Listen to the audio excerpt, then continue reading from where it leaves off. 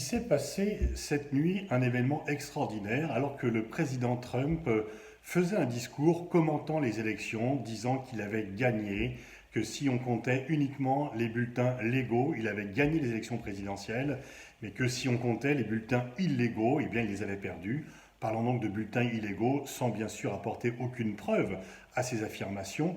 Tout d'un coup, les chaînes de télévision qui retransmettaient son discours l'ont interrompu pour dire que le président énonçait des contre-vérités. C'est quand même assez extraordinaire, mais c'est en même temps l'honneur et le devoir des médias de dire que lorsque le président d'un pays se trompe ou ment sciemment, eh bien il faut le faire. C'est la différence entre les démocraties et les systèmes dictatoriaux.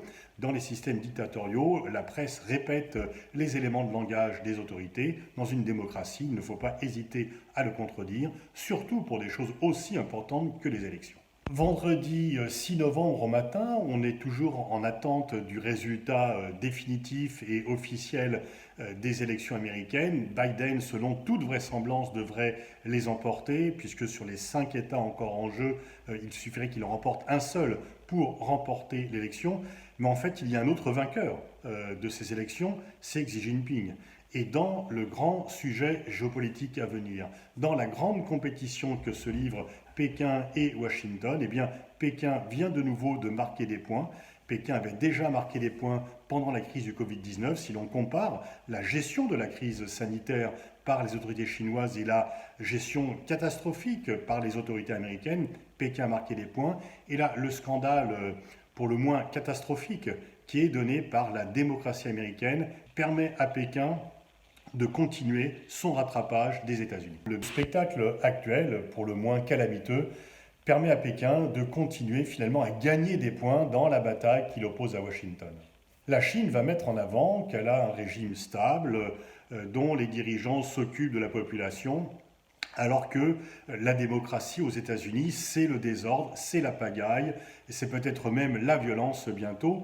La Chine met toujours en avant, par rapport aux autres pays, la stabilité de son système par rapport à l'instabilité des systèmes démocratiques. Et là, finalement, eh bien, Trump fait le travail pour Xi Jinping, puisqu'il conteste le résultat, il conteste les élections, ce qui n'est pas normal dans une démocratie, et on peut craindre que certains de ses partisans extrêmement déterminés ne viennent commettre des violences contre les partisans de Joe Biden.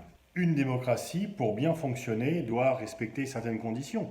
La confiance que les citoyens doivent avoir dans leurs dirigeants, le respect de l'opposition, le respect des résultats électoraux, le fait d'avoir des débats contradictoires apaisés. Donald Trump est en train de fouler tout ceci aux pieds. Et il sape les fondements même de la démocratie. Et donc, quelque part, il travaille contre l'intérêt national. Il n'arrête pas de dire qu'il va rendre l'Amérique plus grande, il vient de l'affaiblir encore un peu plus, et surtout, il vient finalement de jeter l'opprobre sur le système américain. Les États-Unis aiment bien faire des leçons de morale au reste du monde. Encore récemment, d'ailleurs, ils ont donné des avertissements à la Côte d'Ivoire et dire qu'il fallait respecter le système.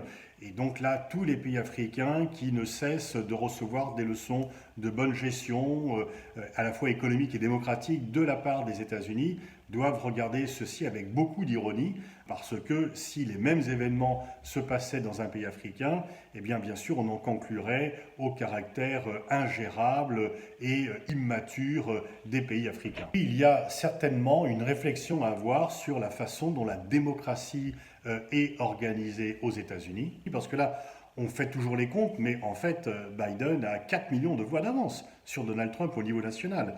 Un État comme le Wyoming envoie 2 sénateurs pour un peu moins de 600 000 habitants, autant que la Californie pour 39 millions d'habitants. Et le vote est extrêmement compliqué. Je ne parle même pas du système des grands électeurs, mais le fait que l'on ait commencé à voter par correspondance dès mi-septembre, que l'on reçoive encore des votes une semaine après la clôture des bureaux de vote le 3 novembre, et qu'il n'est pas toujours besoin d'une pièce d'identité pour aller voter, tout ceci quand même vient saper la confiance que l'on peut avoir dans le système et permet à Trump de nourrir des thèses complotistes. Il faut bien sûr dénoncer le complotisme, et quand les autorités mentent, comme Trump le fait, eh bien, cela développe le complotisme. Donc il y a vraiment beaucoup d'inquiétudes. Biden va avoir pour objectif de réparer tout cela, mais les dégâts sont lourds Et malheureusement, le bilan négatif de Trump ne va pas s'arrêter le jour où il va quitter la Maison-Blanche. Il va laisser un lourd héritage qui va continuer et il va être extrêmement difficile de réunir les États-Unis et de restaurer l'image des États-Unis. Lorsque Obama a été élu en 2008, il a pu très rapidement restaurer l'image des États-Unis dans le monde. Pour Biden, ça va être plus compliqué parce qu'il n'aura pas tout à fait les mains libres.